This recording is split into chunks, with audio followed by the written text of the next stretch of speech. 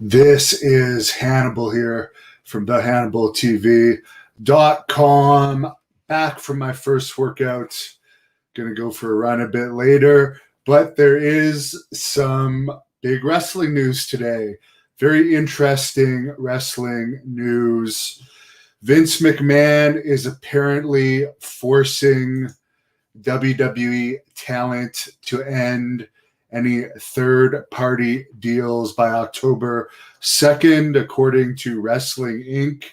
And this has been confirmed by the Wrestling Observer. It's unclear exactly what the WWE Office is considering third-party, but this could force talent to shut down their personal YouTube and Twitch channels, as well as stop doing Cameo and other money-earning platforms such as podcasts, as in like Bruce Pritchard does an outside podcast, but he's the head writer for SmackDown.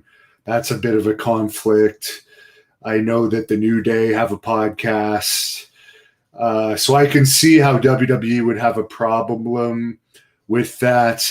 McMahon apparently wrote in this letter saying that anyone that continues doing this will be a violation of the policy after October 2nd, and it will result in fines, suspensions, and possible termination of employment at WWE's discretion.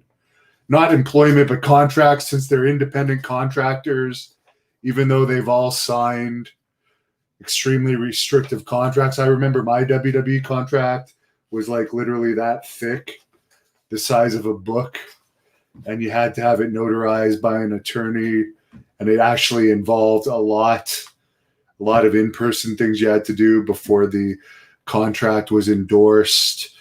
WWE classifies their wrestler or their storytelling entertainers as independent contractors to avoid having to deal with certain employee issues that would come up. But for the wrestlers that have their own YouTube channel, I mean, you could make good money off of YouTube. I heard that some WWE wrestlers charge like hundreds of dollars for Cameo. So some of them could probably make thousands of extra dollars a day doing Cameo. I don't know how much they get paid for their podcasts, but with sponsorship, that could also cost them money. But I could understand how WWE wouldn't like this, because WWE has invested money and TV time in promoting them. And if they start making too much money off of the side, they could have a backup plan if they leave WWE. And WWE doesn't seem to like that. They like to have full control of their talent. And there was a quote somewhere in there that I don't have it written down, but this is all part of WWE moving forward into 2021 with more restrictions. So that sucks for the WWE talent, but I guess it will mean less YouTube competition for me. It'll be interesting to see if this affects, will they have to take down their old channels, for instance? If they'd already started a channel, will they be able to keep the old content up? Or will they have to completely shut down the channel?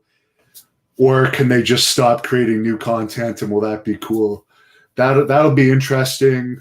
The podcast, I always thought that was a conflict because, for instance, you have Bruce Pritchard doing a podcast with Conrad Thompson, who has very close ties with AEW and even has a podcast with Arn Anderson, who is an AEW talent. So that's a conflict because you have a WWE guy connected with Conrad Thompson who does podcasts with AEW people. I could see how they wouldn't want that, but I can see the main reason is they don't want their talent to have like backup options so they can have more control over their talent. We are on Instagram at the Hannibal TV, by the way. Jefferson White says they're so employees. WWE gets away with murder. They must have the state of Connecticut wrapped around their fingers because they are employees. They can't wrestle for other companies. They can't do appearances that are paid unless WWE approves of it. But I did notice recently, especially in recent months, that WWE wrestlers were appearing on other like independent YouTube channels. Many of them not as popular as mine, and many of them I was surprised for the level of the stars weren't even really getting many hits, which goes to show you the outside interest of some of the WWE talent. But I thought it was weird because WWE has their talent has always said whenever I've asked them to do interviews that WWE won't let us. So it was interesting that they were saying no to me, but allowing some people to do interviews. And now apparently they're not going to allow it at all. Tony Roach says, if I were employed by WWE and was being forced to stop my channel, I would have them replace my lost income. That ain't right. In a way, it's understandable, but still, man, I do understand it too in a way because, as I said, these WWE wrestlers get paid hundreds of thousands to millions of dollars. And then they're taking their popularity and then making money off of that on the side. And then that can eventually give them an option to just do that full time and fuck the WWE. So I can understand why they didn't like that. Michael O'Donnell says he's a big fan from Australia. Crazy what WWE does to talent. Yes, it is crazy. I'm glad I don't work for WWE. The only talent that really has like amazing control are the big superstars like the Brock Lesnars of the world that can pretty much do whatever they want. Stuart Lucrative says he agrees. Sleaziest King says slave owner laying the smacketh down. He then says they can do what they want. Vince is feeling the pressure. Well, I don't think that a lot of those people that are making hundreds of thousands a year in WWE are going to give up the guaranteed income for social media income, which would go down if they were off TV, not being promoted by WWE every week. But I don't think you're going to see anyone leave WWE over this. Tony says AEW, what pressure? AEW sucks. I don't think they're feeling pressure from AEW. I think they're feeling pressure from just dropping ratings, getting ratings in the 0.4s, 0.5s, ratings dropping more than double over the past 2 years. Interest like being at an all-time low for wrestling right now. Aries says good on Ryder and Hawkins for never giving up their podcast to WWE. Well, they didn't have that rule when Ryder and Hawkins were there, and they're both fired now. And they should have been fired. They are the drizzling shits. And be sure to check out my second YouTube channel, Devin Nicholson. It's all full shoot interviews on there. Have a good night. I'm going to post, before I go for my run, an intergender mixed match from PCW Ultra. Tessa Blanchard and her new husband, Daga, versus John Morrison and Taya Valkyrie, I think her name is. So couple against couple. At this time, Morrison and Taya were also the Impact Champion and Impact Women's Champion, a title that Tessa would ultimately win and become the undefeated Impact Men's Champion. I can't go just yet because Haha tipped me $4.99 and says, what do you believe WWE can try to become popular again? I think they're too corporate. I don't see things changing anytime soon with WWE. They're too corporate. All the fun is out of it. They're turning off the real wrestling fans. And because they are a corporation, and Stephanie McMahon just 2 weeks ago said they need to hire more women writers just because she feels there's too low a percentage of women writers.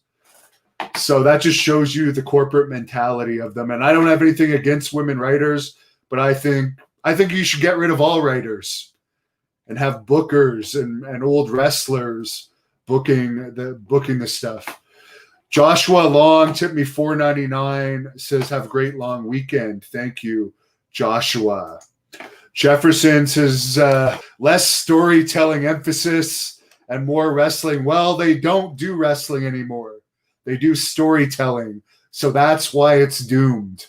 When you have your performers going on to the media every week and saying they're storytellers, that is not cool. That is fucking lame. Gorilla Press tipped me $10 and says he spoke to Dijak just before SmackDown. He confirms, quote, it's my understanding that we need to stop using our gimmick names that WWE owns, but we weren't giving a ton of clarification, end quote, Dijak. I'm so out of touch with WWE, I don't even know who Dijak is.